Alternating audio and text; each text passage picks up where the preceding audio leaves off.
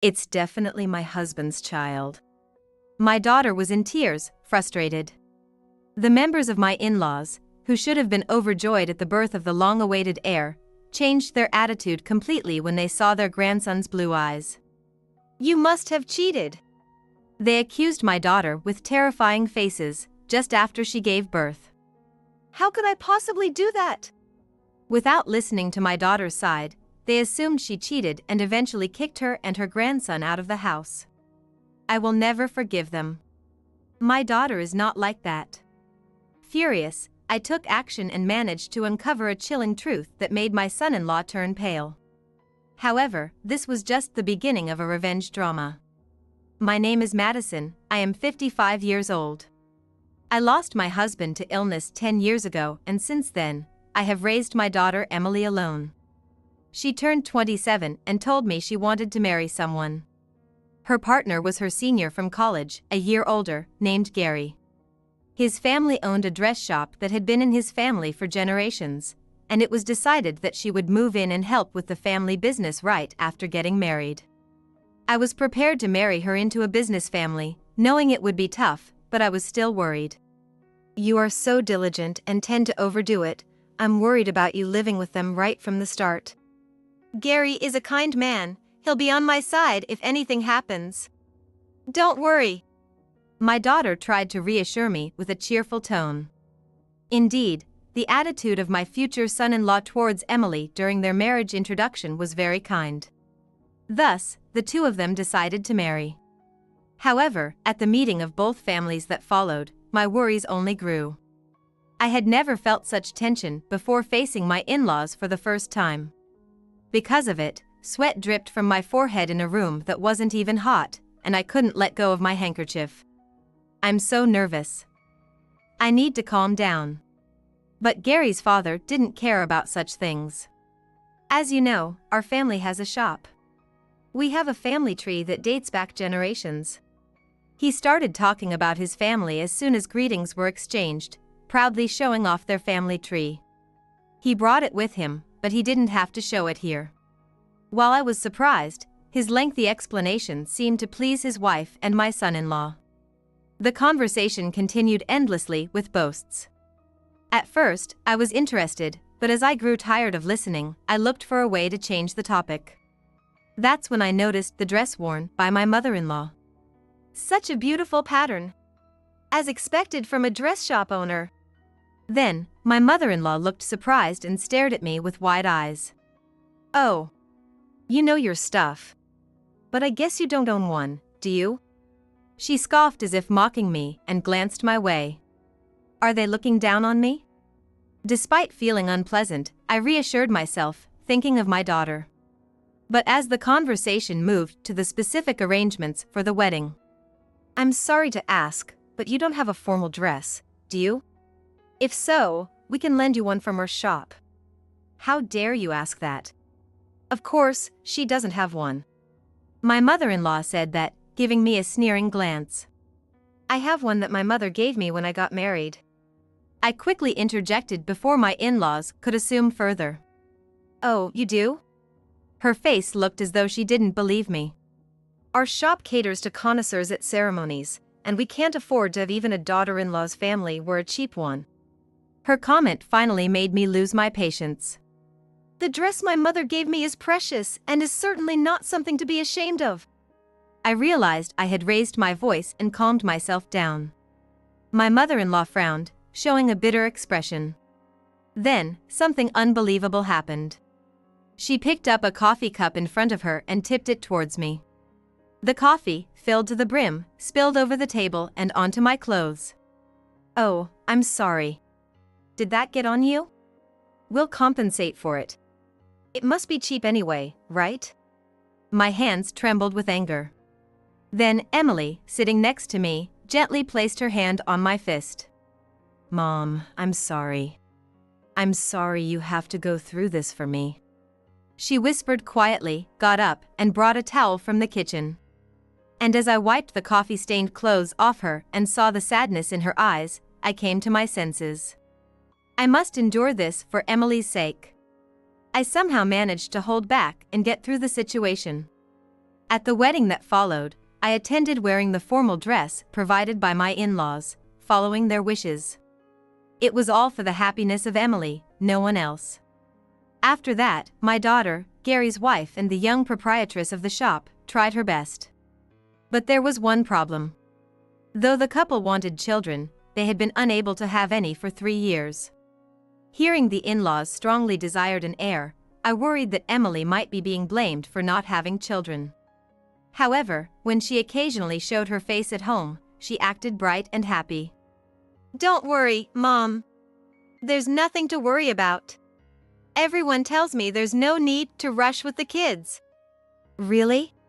You're not just putting on a brave face for me, are you?" "I wouldn't lie about that. You really worry too much." Relieved by my daughter's laughing words, I was still unable to shake my worries about her demanding parents-in-law. Is Emily just pretending to be strong in front of me? I hope she's not feeling too oppressed. Thinking this, I couldn't stay put and secretly went to pray for her to be blessed with a child soon. Then, the day my earnest wish was answered finally arrived. The long-awaited news came.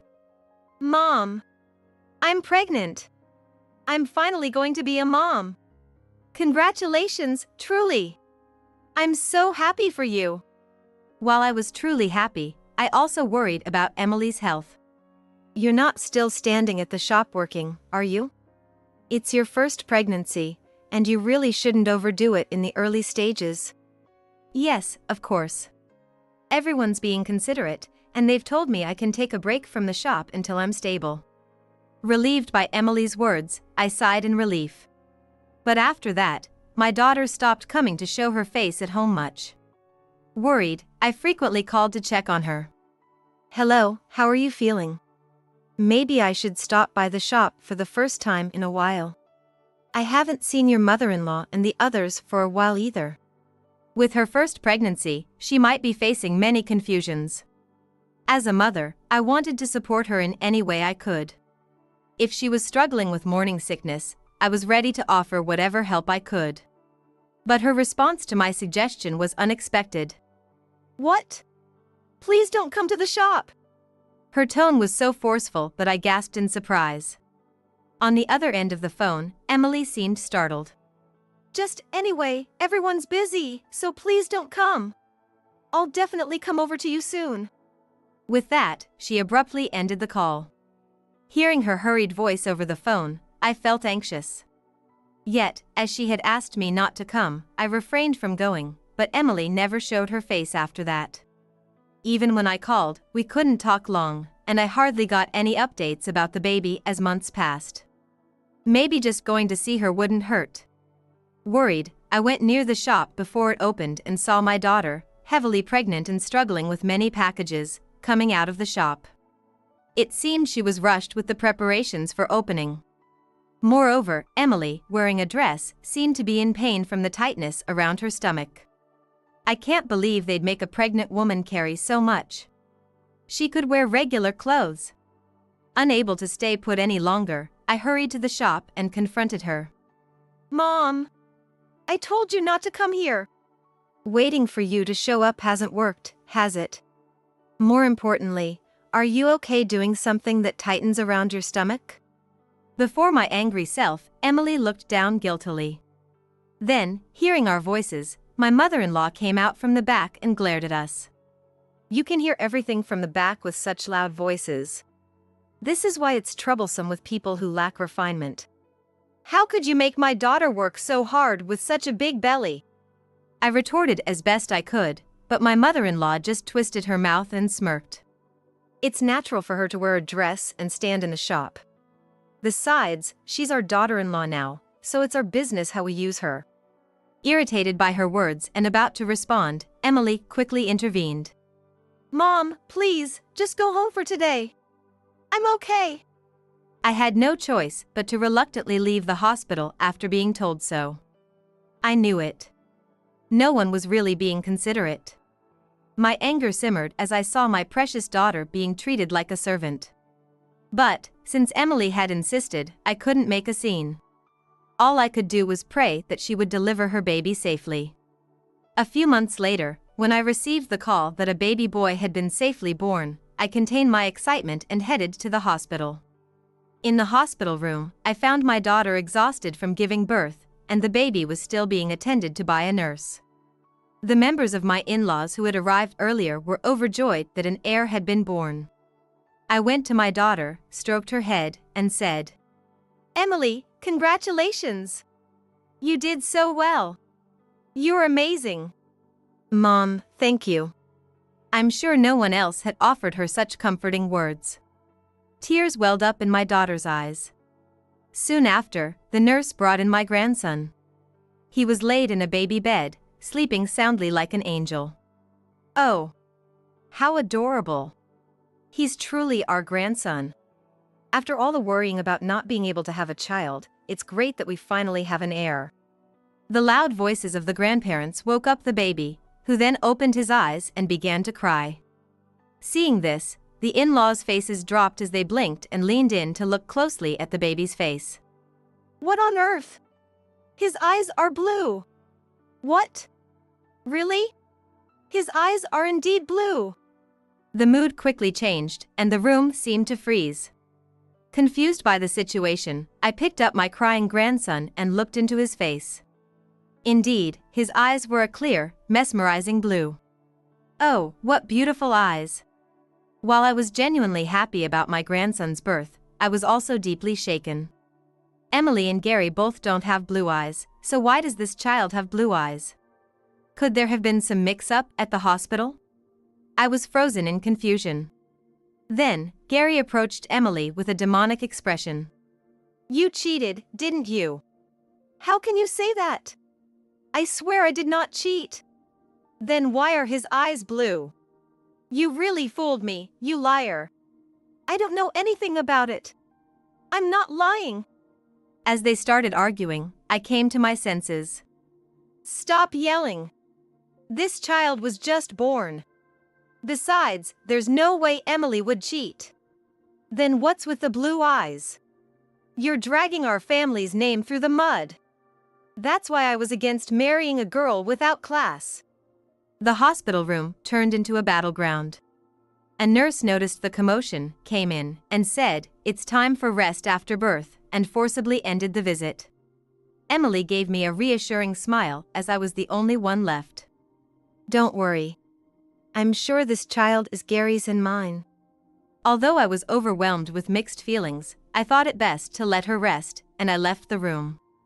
A few days later, Emily called sounding healthy to say she had been discharged. "Mom, we've decided on a name. It's Harry. And about that issue, it's okay. We've talked it out and resolved it. So don't worry." I thought it wasn't that simple, but I didn't want to press her further, so I held back my words. But remembering the in-laws' fury in the hospital room, my heart was nearly crushed by anxiety. I just hoped nothing more would hurt Emily. Concerned for her, I found myself unable to sleep. And my bad feeling proved right.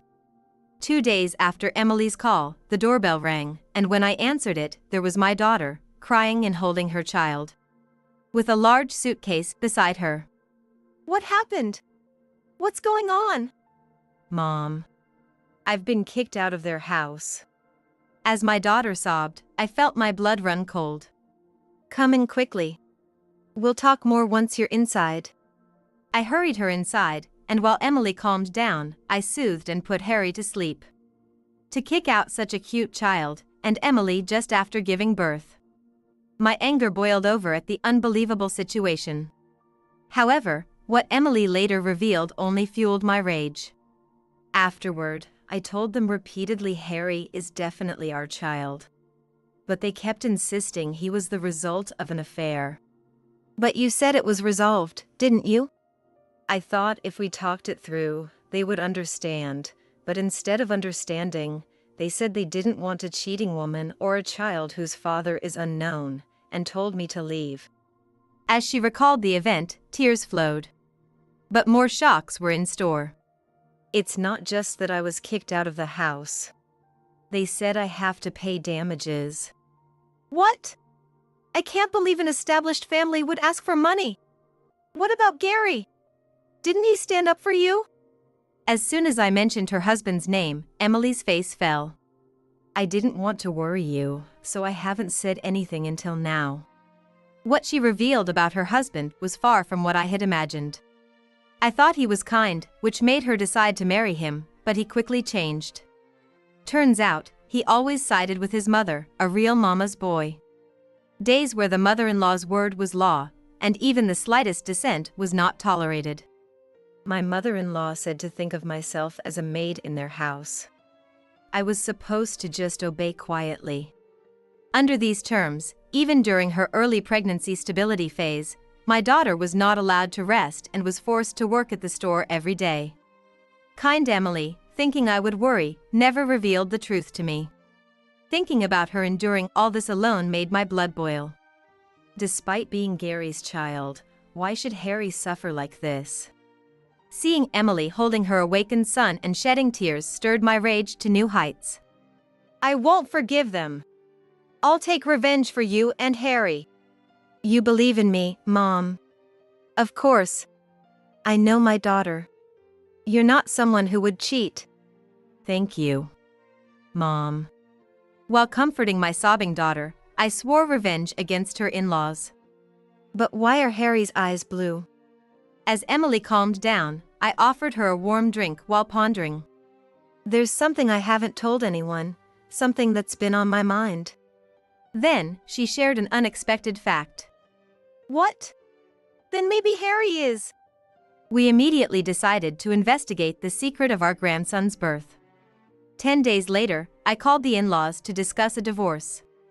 They initially refused to talk, saying there was nothing to discuss, but when I hinted at the amount of damages, their attitude changed, and they showed up. What do you want to talk about, calling us here? We're busy. Calm down. You're not here to ask us to lower the amount of damages, are you?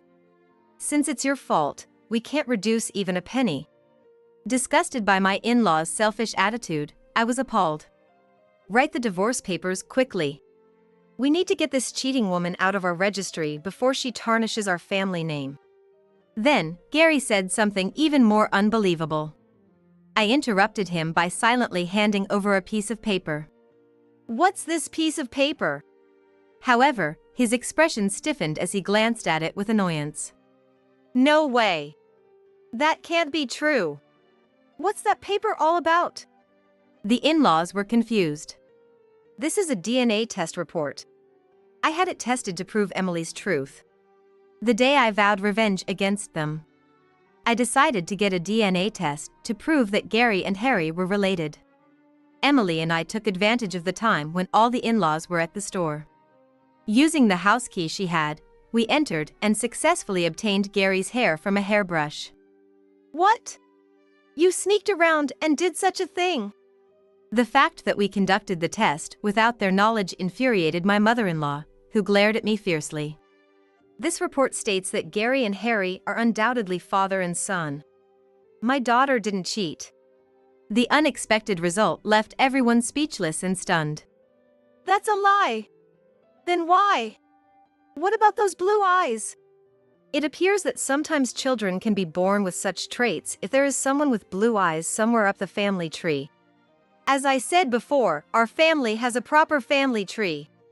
My father-in-law interrupted eagerly, puffing up with confidence as I spoke calmly. And I sighed naturally in exasperation. Actually, there are documents tracing the lineage in my and my husband's families too. According to those, there were no blue-eyed people on our side either. So it must be that she cheated. This vile woman. The way he insulted my daughter made me boil with anger, as there was no trace of the kind man he once was. How can you still say such filthy words after seeing this? Furious, I lifted my eyelid forcefully and threw another envelope I had. The son-in-law, momentarily taken aback by a display of anger he had never seen from me, clicked his tongue, picked up the envelope, and checked its contents. What is this? No way, impossible. Gary was far more shaken seeing this result than when he saw his and Harry's. Seeing this, my father-in-law approached his son and took the document. This is also a DNA result. Now who are these between?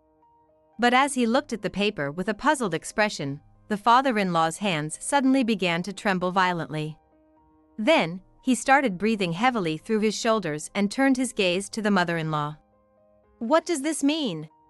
The mother-in-law, unable to comprehend what was happening, was visibly shaken by his furious outburst. "What on earth? Why are you so angry?" I took the liberty of also conducting a DNA test on my father-in-law and Gary. Upon hearing this, her eyes widened in shock. "What? Why would you do such a thing?" "It seems Emily overheard you on the phone with someone who seems to be your affair partner." "What? What are you talking about?" Even though she tried to remain calm, it was obvious to everyone that her demeanor was off. It was fortunate for Gary that he and his father have the same blood type, wasn't it? After the grandson was born, you told your phone partner that he was the real grandfather, right? "I don't know anything about that." Suspecting something, I brought not only Gary's hair but also father-in-law's for testing. As I spoke, the mother-in-law trembled slightly, fixating on one spot. "You bore the child of your affair partner and raised him, didn't you?" I taunted her with a grin, which made her face turn red with anger. "That's impossible! He doesn't have blue eyes." After shouting, the mother-in-law suddenly came to her senses and looked flustered. "So, you're saying the father of your affair partner had blue eyes in his family line? Maybe you should show us his family tree?" My words left her speechless and kneeling, crumbling to the floor. "How dare you tarnish our family name? This is why I can't trust women. We're getting a divorce." The father-in-law, furious beyond measure, raised his voice dramatically. His misogynistic remarks irritated me. "Actually, my family runs a traditional hotel." Upon hearing this, my father-in-law's expression turned to one of surprise, and he suddenly changed his attitude. "Why didn't you mention that before?" "Well, I intended to inform you when you visited for the wedding introduction. But you were too busy boasting about yourselves and decided we were poor." "That's terrible! If only you had told us earlier, we would have adjusted our attitude towards your family." "Unfortunately, both my daughter and I dislike flaunting our family background. So, to spare your pride, we even told our family to keep quiet." "I deeply apologize for the disrespect. Our shop owes its success to patrons like you." Gone was the arrogance. Suddenly trying to ingratiate himself, I was appalled by the change and decided to deliver the final blow. I mentioned this incident to my family when I reported the birth of the grandson. The in-laws exchanged glances upon hearing this. My family was furious when they heard the details and decided to cease all transactions with you. "We will be sourcing our uniforms from another store from now on." "That would be a huge loss for us." "It's only a matter of time before our patrons hear about this. It's going to be troublesome since many of our guests purchase uniforms through us." "Please, have mercy. If we lose you, we're finished. Gary, come here and apologize with me." My father-in-law's face turned ashen. Caught off guard, Gary, who had been standing there dazed, came to his senses when his father called out to him. He quickly joined his father by my side and apologized. "I don't even know what to say about all this. I'm shocked too. But it's all Mom's fault, you understand, right?" "What? Don't blame others. You never believed me and assumed I was cheating. But, under those circumstances, anyone would think that. However, I'm truly sorry now. So, please come back home with Harry." After all the tough talk and tormenting my daughter, it was unbelievable he had the audacity to say that. And Emily felt the same way. "No, I won't come back. I've had enough of you. Please, let's divorce."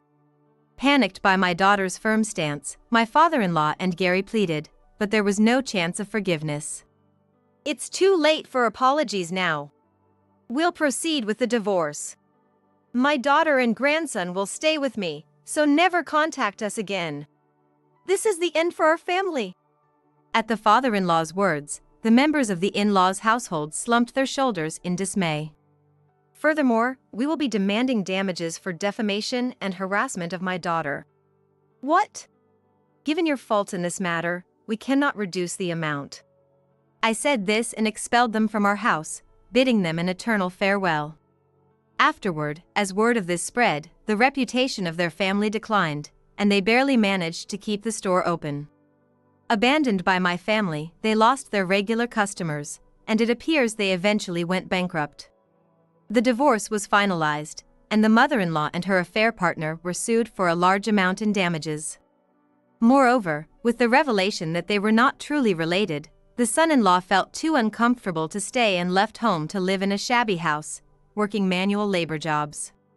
My daughter, officially divorced, receives a monthly child support. She has returned to her family home, places Harry in daycare, and is happily working. Seeing her thrive in her newfound freedom brings me joy. I look forward to enjoying my grandson's growth and spending our days together.